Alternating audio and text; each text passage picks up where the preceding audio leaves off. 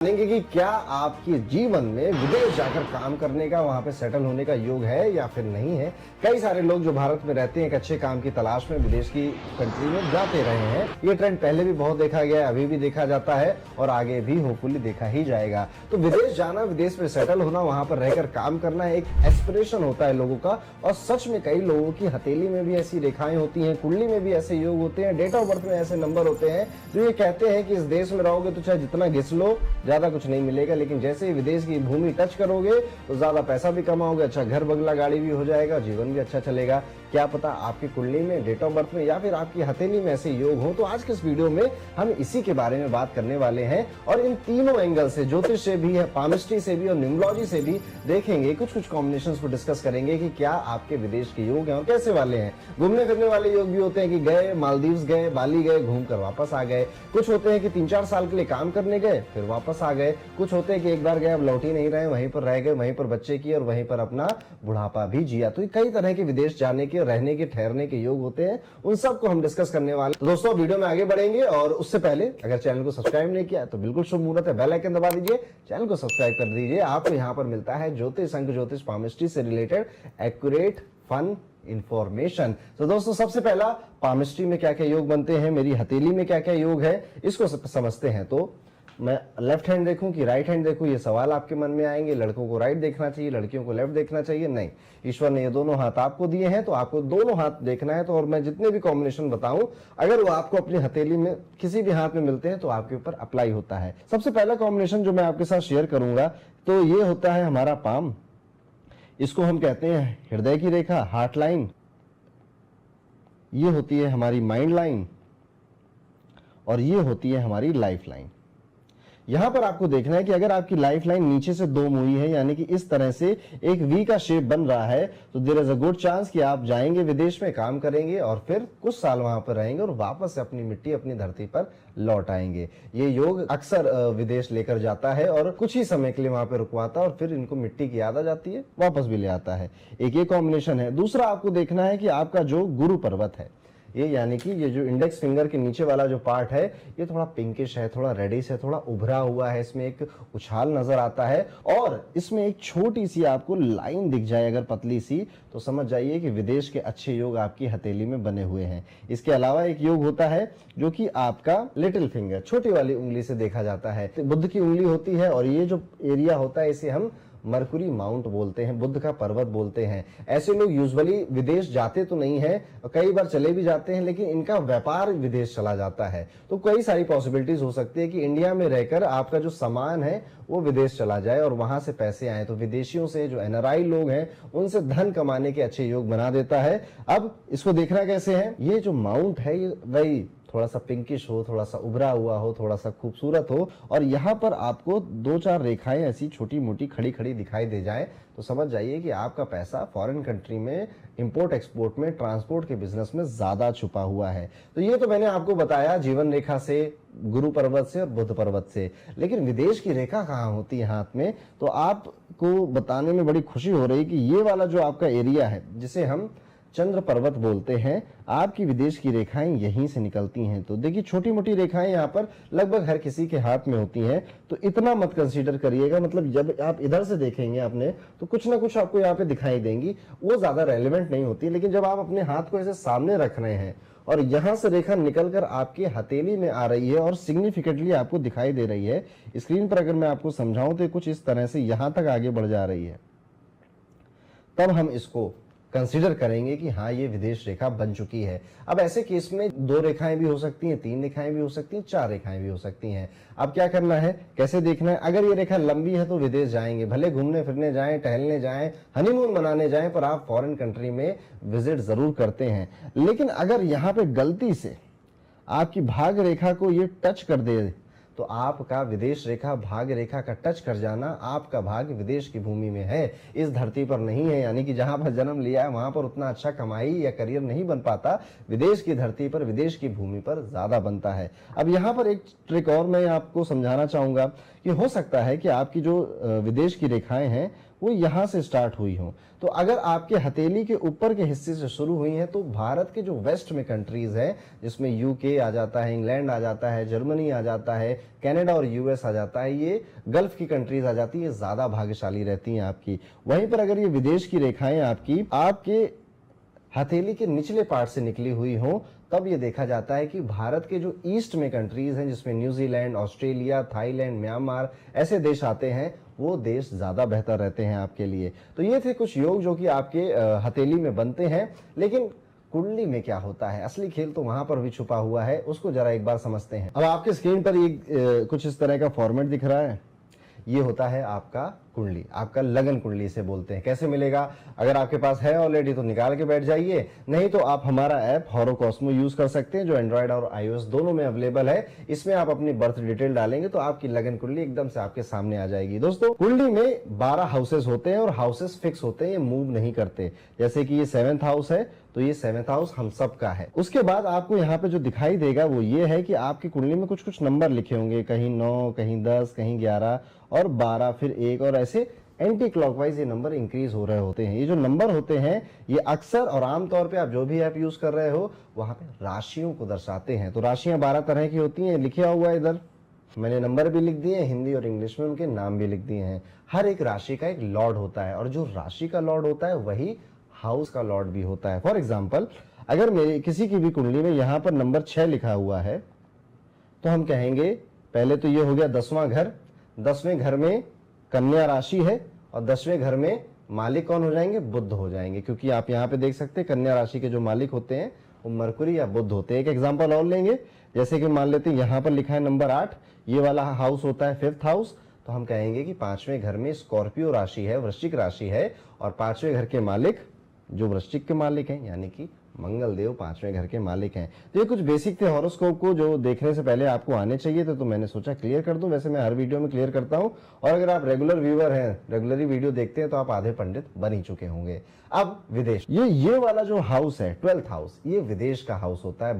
भारत से या जहां पर भी आपका जन्म हुआ है वहां से विदेश ले जाने की बात करता है। और ये जो 9th हाउस है दोस्तों, ये होता है लंबी दूरी की यात्राओं को रिप्रेजेंट करने वाला। और ये हाउस जो चौथा हाउस जिसे हमने बोला, ये होता है आपका जन्म स्थान। अब इन तीनों की बातें मैं करूंगा, क्योंकि कई लोग लंबी दूरी की यात्राएं करेंगे, कई लोग विदेश में सेटल होंगे और कई लोग अपना जन्म स्थान छोड़कर चले जाएंगे, और बात अंत में यही आ जाएगी, भैया विदेश चले गए, भैया कनाडा का वीजा लग गया, वहां चले गए। कुछ ऐसे कॉम्बिनेशन जो ज्योतिष में कुंडली में अगर आपके हैं, तो विदेश यात्रा या विदेश में सेटल होना एक अच्छा योग आपके लिए होता है। जैसे सबसे पहला, अब अपना चार्ट देखिए, अगर आपको यहाँ पे राहु मिल जाए तो विदेश जाने का बहुत अच्छा योग बनाता है। याद रखिएगा कि राहु एक मूवमेंट का प्लेनेट है, राहु विदेश का ही प्लेनेट माना जाता है। विदेश, ट्रांसफर, मूवमेंट, रीलोकेशन, इनका ही ग्रह माना जाता है, ये उसका एट्रीब्यूट है, काम है। और जब ऐसा ग्रह विदेश के ही घर में बैठता है तो फॉरेन सेटलमेंट लंबे टाइम तक के लिए आपके बारे में दर्शाता है। और देखिएगा, ज्योतिष में जब विदेश की बात आती है ना, तो कनाडा या यूएस या अमेरिका का मतलब नहीं होता है। ज्योतिष में विदेश का मतलब होता है कि आपका जन्म जिस स्थान पर हुआ है, उस स्थान से आप एक ऐसी जगह पर चले गए जहां पर इन्वायरमेंट अलग है, कल्चर अलग है। ऐसा भी हो सकता है कि बिहार के किसी गांव में जन्म लिया हो व्यक्ति और वो बेंगलोर चला जाए, जहां पर इन्वायरमेंट भी अलग है, कल्चर भी अलग है, तो उसके लिए भी ये विदेश ही है।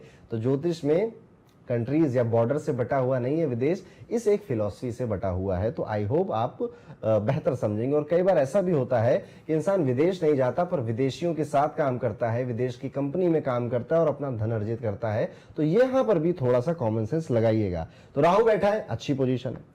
सूर्य बैठा है तो भी यहाँ पर विदेश का कॉम्बिनेशन बनता है। शनि महाराज बैठे हैं तो होता है क्या कि एक बार जाता है फिर लौट कर आ जाता है कई बार, या जाने में पहले दिक्कत होती है, फ्लाइट कैंसिल हो जाती है, वीजा में इश्यूज आ जाते हैं, डेट आगे पीछे हो जाती है, उसके बाद जाकर विदेश, मतलब आसानी से नहीं पहुंचेगा, आसानी से टिकेगा भी नहीं वहां पर। अगर चला गया है तो काम भी आसानी से नहीं स्टेबल होगा, लेकिन कुछ समय बाद अगर ये जिद पर अड़ जाए और लौट करना आए तो ये शनि दोबारा लौटने नहीं देता। ये शनि कहता है, आ गए हो ना बेटा, बड़ी मेहनत की थी ना, अब यहीं रहो। आपको ऐसी अपॉर्चुनिटीज देता है कि इंसान लंबे समय तक वहां पे विदेश में रुका रहता है। अब एक चीज और बताता हूं मैं आपको, अगर आपका राहु चौथे घर में बैठा है या फिर आपका केतु चौथे घर में बैठा है तो भी ये विदेश में या अपने घर से दूर जाकर काम करने के योग को दर्शाता है, क्योंकि जन्म स्थान से राहु दूर डिसैटिस्फाई करके और केतु तो डिटैचमेंट का, ये डिटैच कर आपको विदेश में सेटल कर दे रहा है, ऐसा भी योग है ये। और देखिए, अगर आपके धन के घर के मालिक, यानी कि यहाँ पर लेट्स सपोज अगर 7 नंबर लिखा है तो 7 नंबर के मालिक हो जाते हैं शुक्र देव, वो बैठ गए आपके विदेश घर में, तो धन आया विदेश से, ये भी एक अच्छा सा योग बना हुआ है। कई बार उल्टा भी हो जाता है, ले सपोज यहाँ पे नंबर 3 लिखा है तो विदेश के घर के मालिक, नंबर 3 के मालिक बुध होते हैं, वो बैठ गए आपके धन के भाव में, तो ये भी विदेश सेटलमेंट के योग होते हैं। अब सिर्फ शुक्र और बुध की कहानी नहीं है, यहाँ पे कोई भी प्लेनेट हो, मालिक आपको मैंने सिखा दिया कैसे देखा जाता है। अगर आपको वो दिख रहा है कि 2-12 का कनेक्शन कहीं से बन रहा है तो विदेश में जाने के योग बेहतर बनाता है, अच्छे बनाता है। कई बार दोस्तों होता क्या है ना कि ये जो योग हैं वो लगन कुंडली में नहीं, नौमांश में बनते हैं, D9 चार्ट में बनते हैं। तो हॉरोकॉस्मो ऐप जब आप यूज करेंगे, उसे थोड़ा सा स्वाइप करेंगे तो एक D9 चार्ट आएगा, उसमें भी आप ये योग देखिएगा। अगर इनमें से कुछ मिलता है तो आपके विदेश में जाने के योग अच्छे होते हैं, बेहतर होते हैं। इसके अलावा क्या हो सकता है, ये वाला जो हाउस होता है जिसे आप 10th हाउस कहते हो, ये करियर का, कर्म का घर बोला गया। अब यहाँ पे लेट्स सपोज मान लेते हैं कि 10 नंबर लिखा, 10 नंबर के मालिक कौन होते हैं, 10 नंबर के मालिक हैं शनिदेव। शनिदेव जाकर बैठ गए 12th हाउस में, तो क्या हुआ, कर्म के घर का मालिक विदेश के घर में है, तो कर्म और विदेश जुड़ गया आपका। ऐसे लोग भी विदेश से काम करते हैं या विदेश से जुड़ जाते हैं या MNCs के लिए काम किया करते हैं। ऐसे में ही अगर आपके कर्म के घर का मालिक लेट्स सपोज यहाँ 12 लिखा हुआ है, आपके लंबी दूरी की यात्रा वाले घर में यानी कि 9th हाउस में बैठ जाए, ऐसे लोग भी थोड़े समय के लिए, ज्यादा समय के लिए नहीं, थोड़े समय के लिए पढ़ने के लिए या 2-3 साल जॉब करने के लिए गए विदेश, फिर लौट कर चले आए। तो ये कुछ कॉम्बिनेशन है जो कि आपको फॉरेन ले जाते हैं। और क्या, ये वाला जो हाउस है इसे 6th हाउस बोला गया, जो कि नौकरी को दर्शाता है। यहां पर अगर ले सपोज मानते हैं 5 नंबर लिखा है, ओके, तो नौकरी के घर का मालिक अगर सूर्य, ये देखिए 5 नंबर का मालिक सूर्य होता है, आपका कुछ और भी हो सकता है, प्लेनेट चेंज हो सकता है। यहाँ पे बस आपको कॉन्सेप्ट समझना है और फिर वो दिमाग लगा के अपने चार्ट में देखना है। वो विदेश में बैठा, तो ऐसे लोगों का जो काम है वो विदेश जा सकता है, MNC के लिए काम कर सकते हैं, बिजनेस में ट्रांसपोर्ट का काम कर रहे हैं कि मुंबई में काम कर रहे हैं, बट सामान इनका न्यूजीलैंड, अफ्रीका ऐसी कंट्रीज में भी जा रहा है और मुंबई से बाहर भारत में ही दूर जो राज्य हैं उनमें भी जा सकता है, ऐसा भी पॉसिबल है।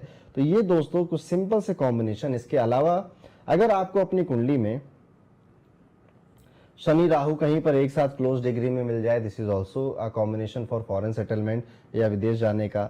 अगर आपको मंगल, बुध और राहु मिल जाए एक ही हाउस में, कहीं किसी भी हाउस में मिल सकता है ये, तो भी लंबी दूरी की यात्रा, कुछ साल विदेश में काम करने के योग बनाता है। अगर आपको चंद्रमा और मंगल मिल जाए आमने सामने, यहाँ पे मार्स बैठा था, यहाँ पे मून बैठा था, तो भी दोस्तों विदेश का, लंबी दूरी की यात्राओं का योग बनाता है। तो ये थे कुछ कॉम्बिनेशन। इसके अलावा भी कई सारी चीजें होती है जो विदेश लेकर जाती है किसी भी व्यक्ति को और विदेश में काम करवाती हैं। आपको इनमें से कितने मिले और आप पर ये बात कितनी लागू होती है, कमेंट करके जरूर बताइएगा। अब थोड़ा न्यूमरोलॉजी से समझ लेते हैं। न्यूमरोलॉजी से 2 अंक बेसिकली देखे जाते हैं, अंक 5 और अंक 6। ये नंबर अगर आपकी डेट ऑफ बर्थ में डेट, मंथ, ईयर कहीं पर भी दिखाई दे रहे हैं आपको 6 या 5 नंबर, तो पाया जाएगा कि आप ना ट्रैवल करोगे, घूम के फिर के आओगे विदेश में, विदेश का सुख उठाकर वापस अपनी धरती पर आओगे, काम भी करोगे कुछ साल, ये भी पॉसिबल है।